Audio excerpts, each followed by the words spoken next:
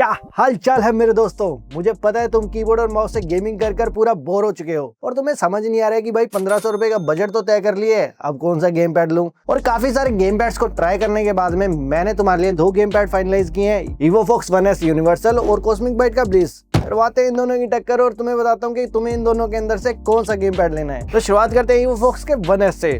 और तुम जैसे इसका डब्बा खोलोगे तुम्हें दिखेंगे कुछ स्टिकर्स जिनको कि तुम अपनी छाती के ऊपर लगा सकते हो। हम नहीं लगाएंगे, अदरवाइज ये वीडियो स्पॉन्सर वीडियो लगेगी। इसके अंदर से तुम्हें मिल जाएंगे कुछ कागज पत्र, कुछ ये काम का नहीं लग रहा, इससे तुम अपनी वारंटी रजिस्टर कर सकते हो। और भाई ये है यूजर मैनुअल। मैं हर वीडियो के अंदर कहता हूँ कि यूजर मैनुअल इंपॉर्टेंट नहीं है, तुम उसको फेंक सकते हो, बट भाई इसको अपनी ना पॉकेट के अंदर संभाल कर रख लेना।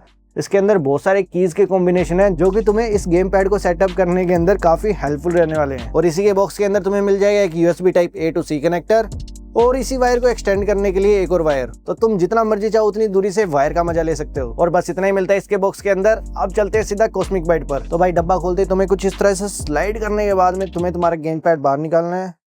ये क्या भाई, सारे अस्थि पंजर बाहर आ गए इसके तो, बट कोई बात नहीं।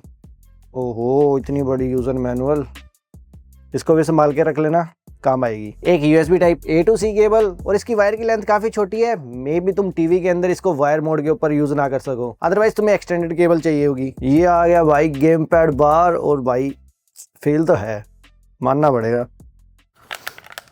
अब गेम लगा दो भाई, वीडियो बाद में करते हैं।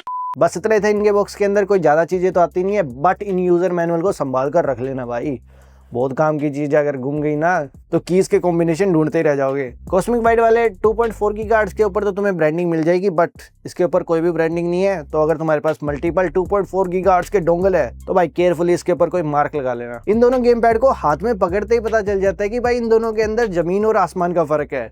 एक Xbox के लेआउट को फॉलो करता है और एक PlayStation वाले को। कॉस्मिक बाइट वाले कंट्रोलर को हाथ में पकड़ते ही पता चल जाता है कि भाई माल एकदम सॉलिड है, मैट ब्लैक फिनिश के अंदर आता है। तो अगर तुम तुम्हारे गंदे हाथ भी इसके ऊपर डायरेक्टली लगा दोगे तो ये ज्यादा गंदा नहीं होगा। बाकी वही सिंपली Xbox वाली लेआउट को फॉलो करता है। तुम्हें D-पैड नीचे की तरफ मिलेगा और जॉयस्टिक तुम्हारी ऊपर की तरफ है। और ऐसा भी नहीं है कि EvoFox वाला कंट्रोलर कॉस्मिक बाइट के कंट्रोलर के मुकाबले में बिल्ड क्वालिटी में कहीं पर भी पीछे है। इसके अंदर भी तुम्हें मैट ब्लैक फिनिशिंग मिल जाती है, ड्यूल टोन कलर के अंदर आता है और साइडों के अंदर रबड़ ग्रिप भी दी गई है। और रबड़ ग्रिप की क्वालिटी काफी बढ़िया है, आसानी से टीयर आउट भी नहीं होगी। बाकी वही सिंपल PlayStation वाला लेआउट है, बट तुम्हें पीछे की तरफ 2 माइक्रो सेट करने के ऑप्शन मिल जाते हैं, मतलब 2 एक्स्ट्रा बटन्स। EvoFox को मैं यहाँ पर बिल्ड क्वालिटी और डिजाइन के मामले में 9 आउट ऑफ 10 दूंगा, क्योंकि इसके अंदर बिल्ड और डिजाइन तो बढ़िया है, बट इसके जो नंबर्स के ऊपर तुम्हें ये कलर प्रिंटिंग मिलती है ना, ये देखने में थोड़ी सी बेकार लगती है। कॉस्मिक बाइट का ये कंट्रोलर बिल्ड क्वालिटी और डिजाइन के मामले में 10 on 10, क्योंकि एक तो ये मैट ब्लैक फिनिशिंग के साथ आता है और पीछे की तरफ तुम्हें यहाँ पर टेक्सचर भी मिल जाता है बटन्स के ऊपर। तो हाथों में पकड़ने में ये कंट्रोलर काफी प्रीमियम फील देता है। अब बढ़ते हैं इन दोनों ही कंट्रोलर के स्पेसिफिकेशन के ऊपर। और इनके अंदर तुम्हें दोनों में ही होल इफेक्ट वाले जॉयस्टिक मिल जाएंगे। अब ये होल इफेक्ट वाले जॉयस्टिक बेसिकली क्या करते हैं, इसके अंदर कोई भी मैकेनिकल पार्ट नहीं होता जिसके थ्रू सिग्नल जाए। इसके अंदर मैग्नेट्स लगी होती है जो कि प्रिसाइज सिग्नल पहुंचाती है और ये इन कंट्रोलर को काफी लॉन्ग लाइफ प्रोवाइड करती है। और अगर तुम्हें अभी भी समझ में नहीं आया तो अपने माइंड के अंदर सेट कर लो कि होल इफेक्ट वाले जॉयस्टिक बढ़िया होते हैं। यहाँ पर दोनों के अंदर तुम्हें जॉयस्टिक तो होल इफेक्ट वाली मिल जाती है, बट ट्रिगर्स के मामले में कॉस्मिक बाइट का ब्लिस यहाँ पर बाजी मार जाता है। इस गेम पैड के अंदर तुम्हें होल इफेक्ट वाले ट्रिगर भी मिल जाएंगे, मतलब कि अगर तुम इसके ट्रिगर को थोड़ा सा भी दबाओगे तो ये सिग्नल हाथों हाथ देंगे, compare to normal analog triggers जिसके अंदर तुम अगर इसको 10 से 20% दबाओगे उसके बाद में ये सिग्नल देना शुरू करेगा। तो यहाँ पर जॉयस्टिक और ट्रिगर्स के मामले में कॉस्मिक बाइट का ये गेम पैड बाजी मार लेता है। अब यहाँ पर ना कहानी के अंदर थोड़ा सा और ट्विस्ट आ जाता है, क्योंकि हम बात कर रहे हैं लेटेंसी की, और लेटेंसी के अंदर इन दोनों गेम पैड के अंदर बहुत ज्यादा फर्क है। कॉस्मिक बाइट के ब्लिस के अंदर तुम्हें 1000 पोलिंग रेट मिल जाएगा, मतलब अराउंड 1 ms की लेटेंसी। फिर चाहे तुम इस गेम पैड को वाइड मोड के ऊपर चलाओ या वायरलेस, तुम्हें दोनों के अंदर ही 1000 हर्ट्ज का पोलिंग रेट मिलेगा। तो अगर तुम वैलोरेंट खेलते हो, COD खेलते हो या फिर इस तरह की हाई FPS वाली गेमिंग करते हो तो भाई कॉस्मिक बाइट का ब्लिस यहाँ पर काफी बढ़िया गेम पैड है। ऑन द अदर एंड तुम्हें EvoFox के One S के अंदर 125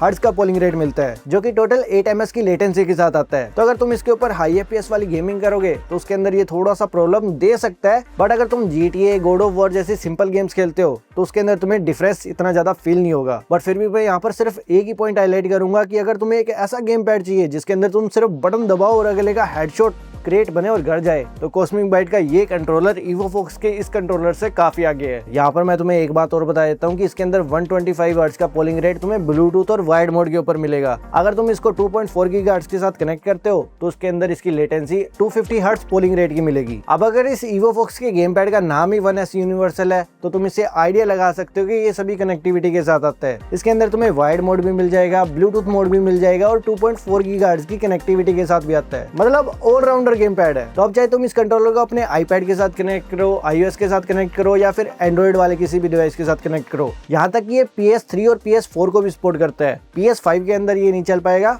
बट बाकी सभी चीजों के अंदर ये कंपैटिबिलिटी के अंदर कहीं पर भी पीछे नहीं है। ऑन द अदर हैंड तुम्हें कॉस्मिक बाइट के अंदर सिर्फ दो मोड मिलते हैं, एक वायर और एक वायरलेस का। और वायरलेस के अंदर भी तुम्हें इस कंट्रोलर को 2.4 गीगाहर्ट्ज के डोंगल के साथ कनेक्ट करना पड़ेगा। इसके अंदर कोई भी ब्लूटूथ का ऑप्शन नहीं मिलता। ये गेम पैड विंडोज के साथ बिल्कुल परफेक्टली वर्क करता है और अगर तुम OTG के थ्रू अपने एंड्रॉइड फोन के अंदर इसको कनेक्ट कर लोगे तो ये उसके अंदर भी बिल्कुल अच्छे से वर्क करेगा। जस्ट मेक श्योर करना कि एंड्रॉइड के अंदर इन दोनों गेम पैड के अंदर वाइब्रेशन नहीं आएंगी और अपने माइंड के अंदर रखना कि ये कॉस्मिक बाइट का कंट्रोलर सिर्फ एंड्रॉइड और विंडोज के साथ कंपैटिबल है। iOS वगैरह के अंदर ये नहीं चल रहा। मैंने इसको काफी अच्छे से टेस्ट कर लिया है। अब कंपैटिबिलिटी और कनेक्शन के मामले में EvoFox का 1S यूनिवर्सल कॉस्मिक बाइट से आगे निकल जाता है। अब यार समझ ही नहीं आ रहा, कभी ये आगे चल रहा है, कभी ये आगे चल रहा है। अब देखते हैं आगे क्या होगा। अब बढ़ते हैं इस वीडियो के सबसे बढ़िया पार्ट गेमिंग एक्सपीरियंस के ऊपर। और गेमिंग एक्सपीरियंस के अंदर तुम्हें दोनों ही गेम पैड में बढ़िया एक्सपीरियंस मिल जाता है, बट यहाँ पर काफी चीजें गेम के टाइप के ऊपर डिपेंड कर रही है। अगर तुम GTA खेल रहे हो, RDR2 खेल रहे हो तो इस तरह की गेमों के अंदर दोनों की सिमिलर परफॉर्मेंस है। बट अगर हम आए कोई रेसिंग गेम के ऊपर जैसे कि NFS या फिर Horizon 5 तो उस मामले में कॉस्मिक बाइट का ब्लिस थोड़ा सा प्रीमियम फील होता है, क्योंकि इसके अंदर मैग्नेटिक ट्रिगर दिए गए हैं जिनकी फील काफी बढ़िया है। जैसे तुम ट्रिगर को प्रेस करते हो सिग्नल हाथों हाथ गेम के अंदर पहुंच जाते हैं। तो ओवरऑल रेसिंग गेम्स के अंदर कॉस्मिक बाइट का ब्लिट्स बेटर ऑप्शन है। और मैंने वीडियो की स्टार्टिंग के अंदर ही बता दिया था कि अगर तुम्हें हाई FPS गेमिंग पसंद है तो तुम्हें लेटेंसी बहुत ज्यादा मैटर करेगी और उस मामले में तो कॉस्मिक बाइट इससे तो काफी आगे है। अब ऐसा भी नहीं है कि सिर्फ उसके बटन्स बढ़िया है तो वो कंट्रोलर बढ़िया होगा, वाइब्रेशन भी काफी ज्यादा मैटर करती है और दोनों ही कंट्रोलर के अंदर तुम्हें वाइब्रेशन के मामले में कोई भी प्रॉब्लम नहीं होगी। बिल्कुल बढ़िया स्मूथ और प्रीमियम वाइब्रेशन मिलती है। अब ओवरऑल गेमिंग एक्सपीरियंस के अंदर मैं तुमको ज्यादा इफ एल्स और क्वेश्चन मार्क की कंडीशन के अंदर नहीं रखना चाहूंगा। अगर तुम्हें बढ़िया गेमिंग एक्सपीरियंस चाहिए तो भाई कॉस्मिक बाइट का ब्लिट्स मेरी तरफ से तो रेकमेंडेड है। ये गेम पैड गेमिंग एक्सपीरियंस के मामले में 10 on 10 according to the price point. अब अगर मैं बात करूं इनकी बैटरी लाइफ की तो इसके अंदर तुम्हें 400 mAh की बैटरी मिल जाती है, इसके अंदर तुम्हें 600 mAh की बैटरी मिल जाती है। दोनों के अंदर ही तुम्हें वाइब्रेशन के टोटल 3 मोड मिल जाएंगे। अगर मीडियम के अंदर दोनों कंट्रोलर को सेट रखोगे तो इसके अंदर तुम्हें अराउंड 10 घंटे तक का बैटरी बैकअप मिल जाएगा। और इसके अंदर तुम अज्यूम कर सकते हो कि इस कंट्रोलर के मुकाबले में 2 घंटे का बैटरी बैकअप ज्यादा मिलेगा। अब तुम कहोगे कि भाई इसके अंदर तो 400 mAh की बैटरी है और इसके अंदर 600 mAh की बैटरी है, पर इसके अंदर बैटरी बैकअप कैसे ज्यादा? कमेंट सेक्शन के अंदर बताओ।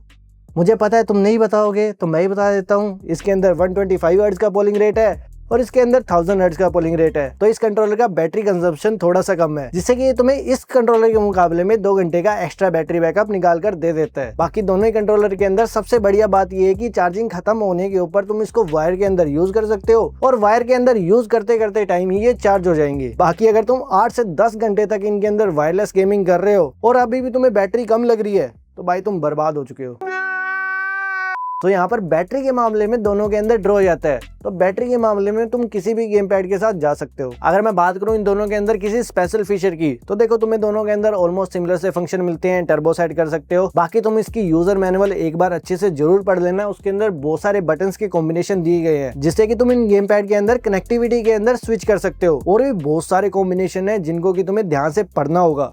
अदरवाइज अगर मैं इन सारे ऑप्शंस को इस वीडियो के अंदर कवर करने लग गया तो भाई ये वीडियो बहुत ही ज्यादा लंबी बन जाएगी और फिर तुम्हें पता ही है वॉच टाइम, व्यूज, पैसा और मैं और ज्यादा अमीर, और तुम ये चाहते नहीं। जोर जोर से बोल के लोगों को स्कीमें बता दे।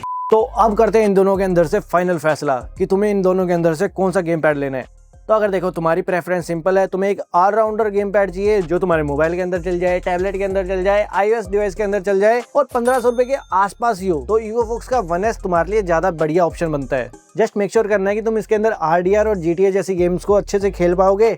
हाई FPS गेमिंग इस कंट्रोलर के अंदर इतनी ज्यादा पॉसिबल नहीं है। ऑन द अदर हैंड तुम एक ऐसा कंट्रोलर ढूंढ रहे हो जो तुम्हारी सिर्फ PC गेमिंग के अंदर हेल्प करे, और बढ़िया सा हाई पोलिंग रेट के साथ आए, एकदम बटन दबाओ, एकदम क्विक रिस्पॉन्स। तो यहाँ पर तुम्हारे लिए कॉस्मिक बाइट का ब्रीज ऑप्शन बिल्कुल परफेक्ट रहेगा। अब देखो, मैं यहाँ पर तुमको फिर से क्वेश्चन मार्क के अंदर नहीं रखना चाहूंगा। अगर मुझे इन दोनों गेमिंग कंट्रोलर के अंदर से सिर्फ एक ही लेना हो तो मैं भाई कॉस्मिक बाइट का ब्रीज सिलेक्ट करूंगा, क्योंकि मेरा मेन मोटिव पीसी गेमिंग रहेगा। अगर मुझे मोबाइल के अंदर गेमिंग ही करनी है तो भाई उसके अंदर तो पूरी टच स्क्रीन लगी हुई है, उससे ही कर लूंगा। तो कॉस्मिक बाइट का ब्लिट्ज मेरे लिए तो परफेक्ट चॉइस है, बाकी तुम्हारे ऊपर डिपेंड करता है। और क्या, वीडियो को लाइक कर दो, चैनल को सब्सक्राइब कर दो। मिलते हैं अगले वीडियो में, तब तक के लिए एक बार फिर से सब्सक्राइब कर दो। Good bye, Tata.